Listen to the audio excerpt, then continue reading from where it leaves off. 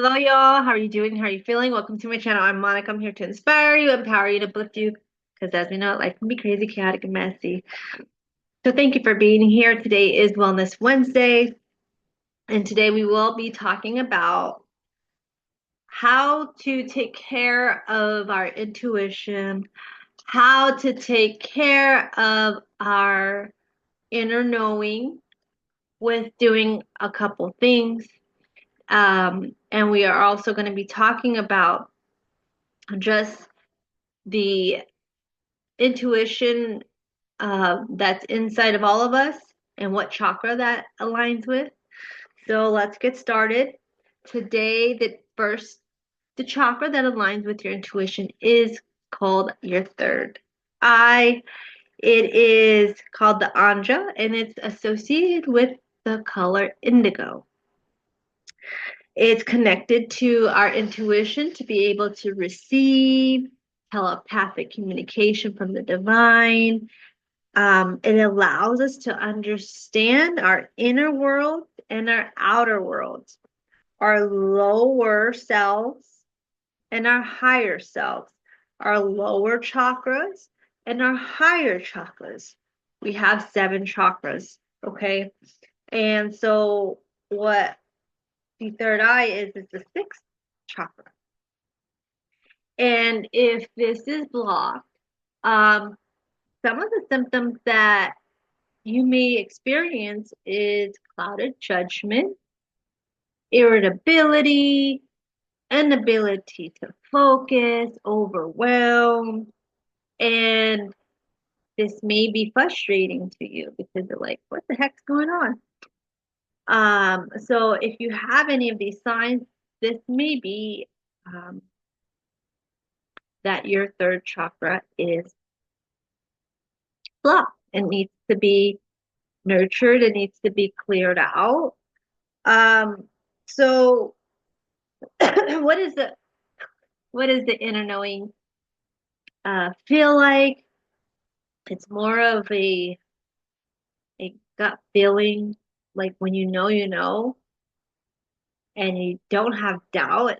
Just it's a gut instinct. I will say that it's a gut instinct. All of us have it, and if we don't practice it, just like we practice, exercising our muscles, exercising our brain, practicing our logical mind with numbers and math and structures.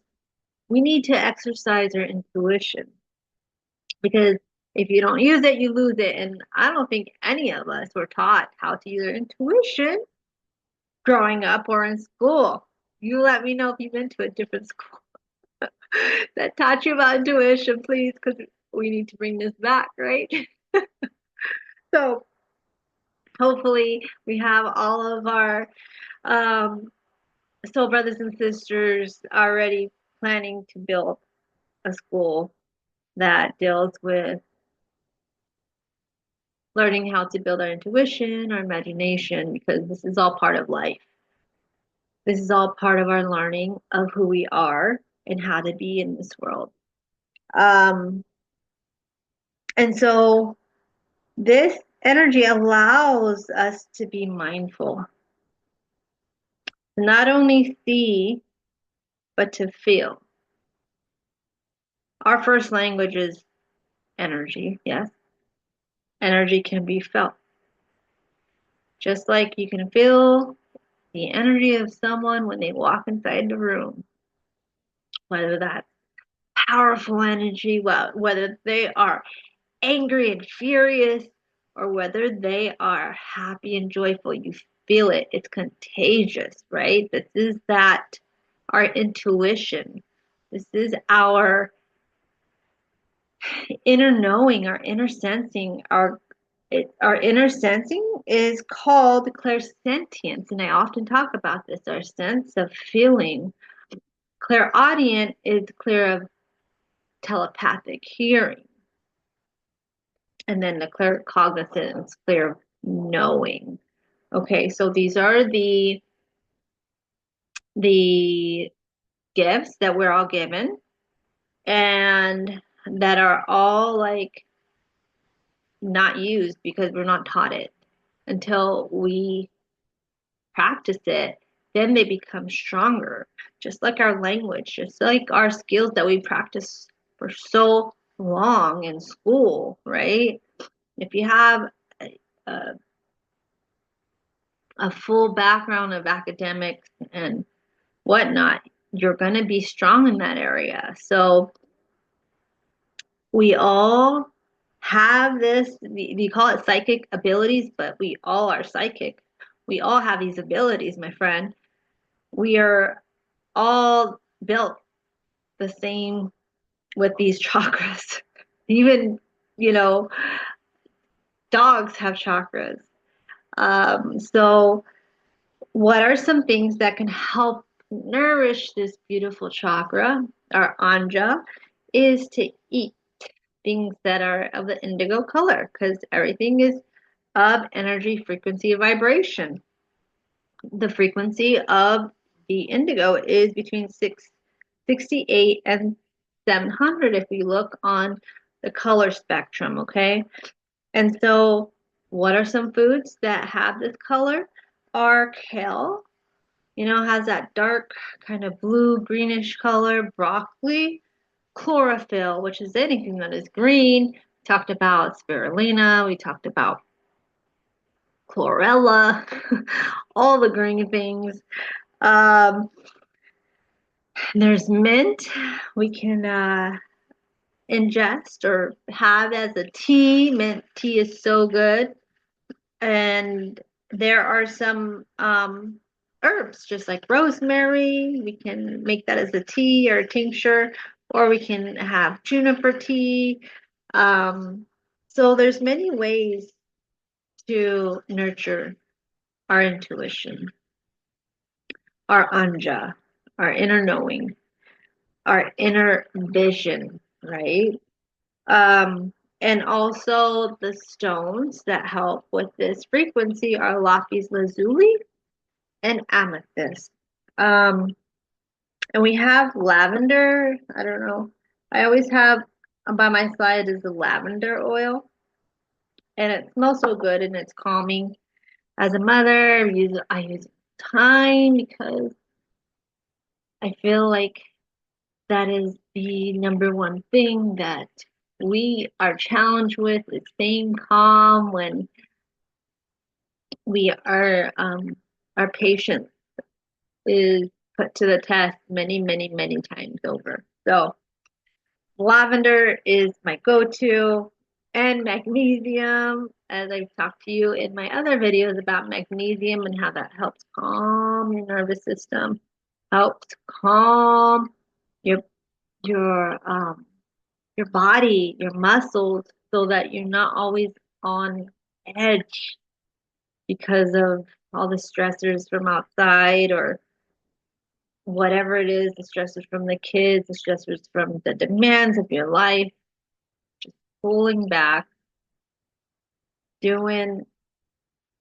the calm thing, making space for you, putting that lavender in your hand and smelling it every day or whenever you need to take a break really does help. So whether you're a teacher, whether you're a mother, whether you are a professional, entrepreneur, we all need time and space to reflect, to make time and breathe because all these things demand so much of us, right? It demands our whole being.